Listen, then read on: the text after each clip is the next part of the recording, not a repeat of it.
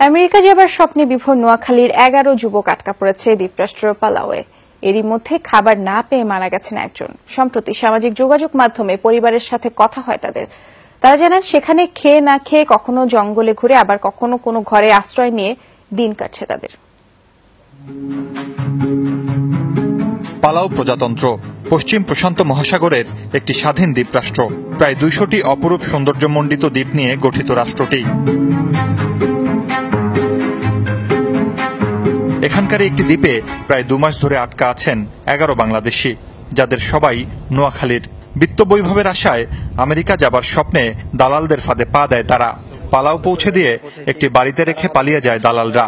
এরপর থেকে খেয়ে না খেয়ে দিন কাটছে তাদের। সম্প্রতি সামাজিক যোগাযোগ মাধ্যমে পরিবারের সদস্যরা জানতে পারে তাদের দুর্দশার কথা।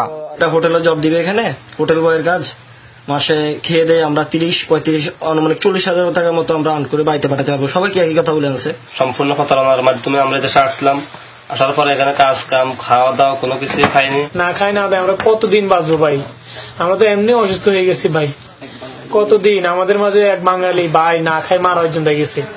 ভুক্তভোগী পরিবারের সদস্যরা বলছেন জমি জমা বিক্রি করে সন্তানকে বিদেশ পাঠিয়েছিলেন তারা।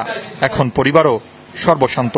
কতজন মালিয়া ছিল, বেশি কিনে চলে গেছে, ভাতও দেয় না, চাকরি দেয় না, কিছুই দেয় না। নিজেও খাইতে না, ফোন যদি দিই কাঁদতে বড় মেয়ের ফোন করি বাবার বাধা দিন, বাবা তো ওখানে যাইতেন লুটি।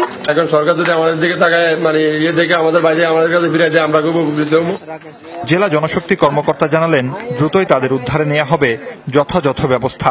চাকরি নেই, বাকরি নেই, না কে না চাকরি আস্তে আস্তে ঘুরবে, এটা তো টাইমও না।